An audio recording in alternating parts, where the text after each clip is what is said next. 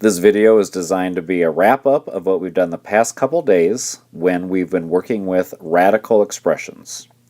Please make sure you have this sheet out in front of you and fill it out along with this video. First thing you'll notice is we have a perfect square list. This is an important list because the numbers in this list are the numbers that I use to help simplify radical expressions. Numbers in my perfect square list is 1 and 4 and 9 and 16 and 25 and 36 and 49 and 64. 81's in my perfect square list, and 100 and 121 and 144, and then I can just keep going from there. So let's take a look at the first three. This is like day number 1.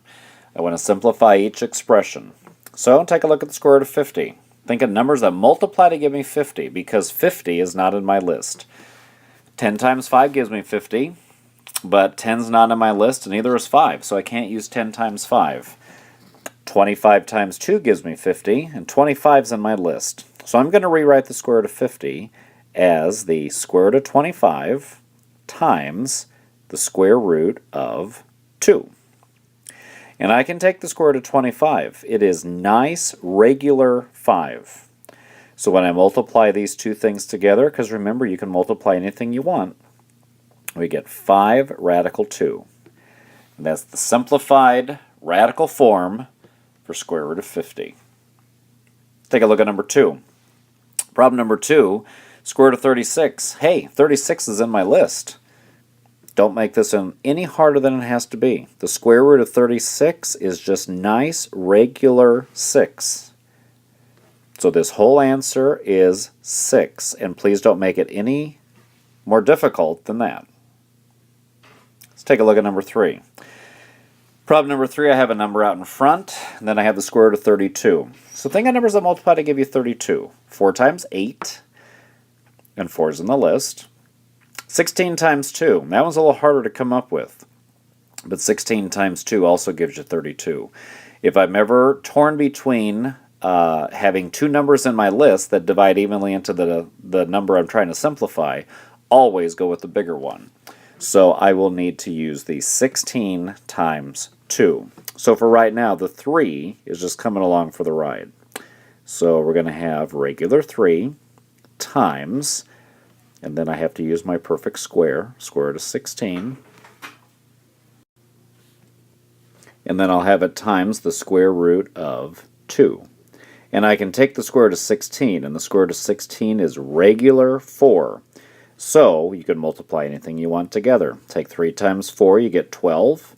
12 radical 2 is the simplified version of 3 radical 32.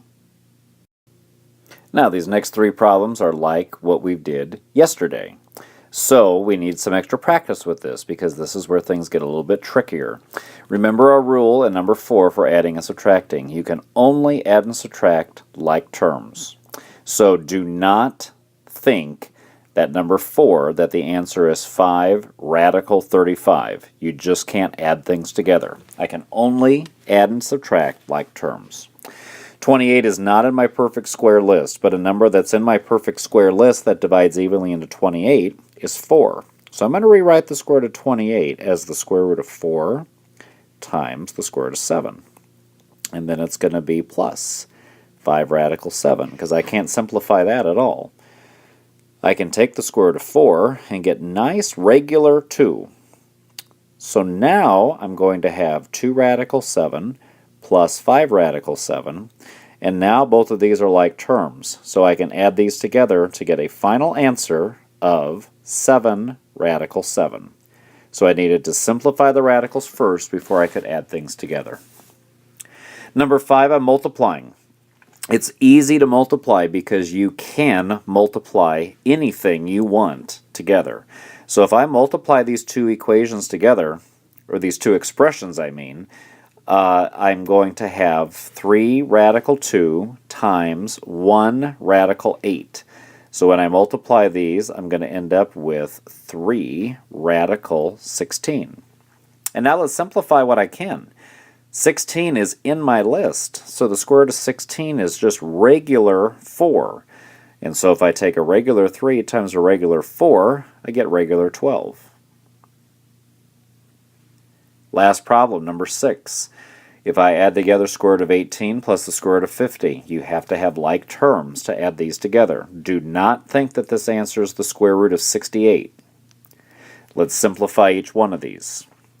Square root of 18. 9 times 2 is 18, and 9 is in my list. So I'm going to rewrite this as the square root of 9 times the square root of 2. Plus, square root of 50 is going to be the square root of 25 times the square root of 2. Now I can simplify the square root of 9. That's regular 3. I can simplify the square root of 25. That's regular 5. So this answer is going to be 3 radical 2 from the first quantity plus 5 radical 2 from that second quantity. And now these are like terms, so I can add them together and end up with 8 radical 2.